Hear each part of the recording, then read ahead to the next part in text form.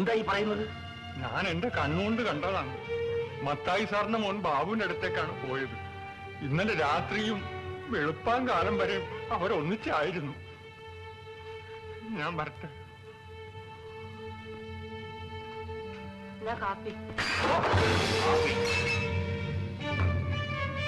എന്റെ ഭർത്താവേ, ഇത് ഞാൻ എന്നാ പറ്റി?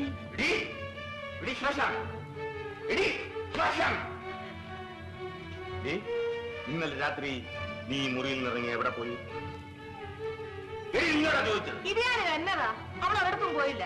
ഞാൻ ഈ മുറി കിടന്നല്ലേ പോത്തുപോലെ ഇവിടെ കിടന്നുറങ്ങി. പക്ഷെ നിന്റെ മോള് രാത്രിയിൽ ഇറങ്ങി ആറ്റിനെടുത്ത് പോയി. ആറ്റിനെടുത്തോ? എന്നാതിന്? ആ തെണ്ടി ഡ്രായിങ് മാസ്റ്റർ മോനോട് ശൃംഗരിക്കാൻ.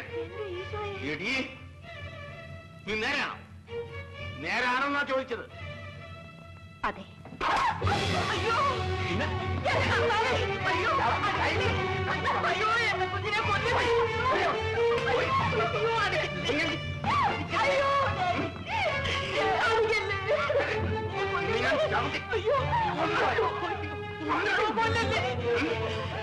ഇനി എന്നെ തല്ലരുത്.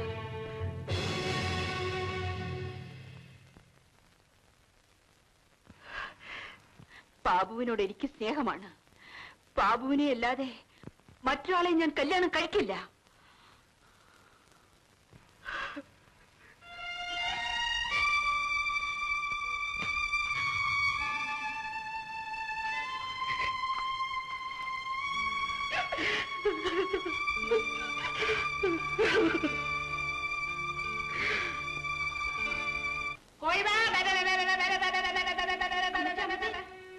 വക്കീലദ്ദേഹത്തിന്റെ ബംഗ്ലാവിൽ വലിയ വഴക്ക് നടന്നു. വഴക്കോ? എന്തോന്ന് വഴക്ക്? അവിടെ മുറ്റം തൂക്കുന്ന പാർവതി ആറ്റുകടവിൽ വെച്ച് പറഞ്ഞതാണ്. എന്താ നാടി പറഞ്ഞേ? ശോശാമ്മയെ അവളുടെ അപ്പം തല്ലിയെന്ന്. എന്തിന്? പിന്നെ ശോശാമ്മയും ബാബുച്ചാനും കൂടെ ഇഷ്ടമാണെന്ന്.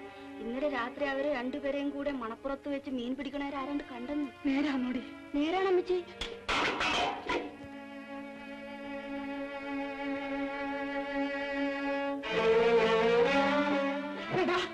ഞാൻ കേട്ടത് നേരാണോ?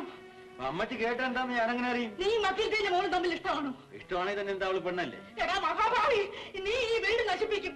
അവരെന്തിനും കൊള്ളാവുന്ന വലിയ ആളുകൾ. വക്കീലിന്റെ വിചാരിച്ച ഈ വീട് ഇറക്കി തോന്നിക്കൊണ്ട് കളയും. നിന്നെ തല്ലിക്കൊന്നും വല്ല ആറ്റിനെ കൊണ്ട് കളയും.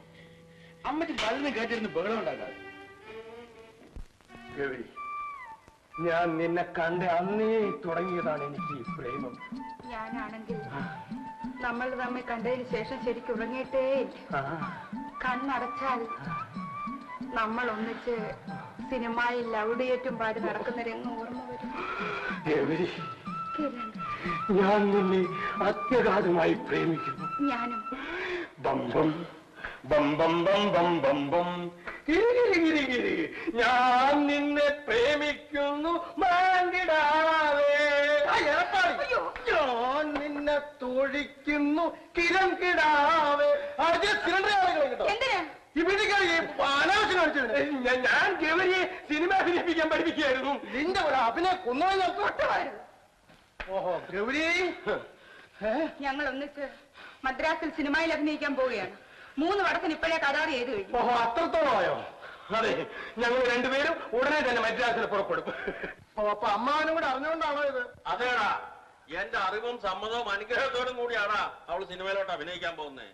അവക്കൊരു നല്ല കാലം വരുന്നത് എനിക്കെന്തോ അത്ര കണ്ണുകടി. ഓഹോ, അപ്പൊ സംഗതിയുടെ കിടപ്പ് അങ്ങനെ അവളുടെ ലഗ്നത്തിൽ വ്യാഴവാ. അവളെ മേപ്പോട്ട് എടുക്കാതെ യാതൊരു രക്ഷയുമില്ല. അവളെ മേപ്പോട്ട് എടുത്തോട്ടെ, ഞാൻ ഒരു വിലങ്ങതിയായിട്ട് നിൽക്കുന്നില്ല. നിനക്കും വേണമെങ്കിൽ വരാൻ ഞങ്ങളിവിടെ മദ്രാസിയിലോട്ട്. വേണ്ടായ ഇപ്പൊ മരുത്താവർത്ത് നിപ്പോണ്ടല്ലോ ഇവിടെ കിരൺ കുമാർ, അവനെ കൊണ്ടുവച്ചാ ഞാൻ ഒറ്റയ്ക്ക് ജീവിക്കാം.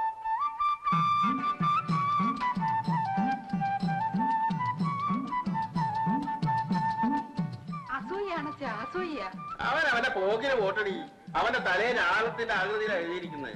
ലാളം തറച്ച് ജീവിക്കാനാണ് അവന്റെ തലയിൽ എഴുതിയിരിക്കുന്നത്.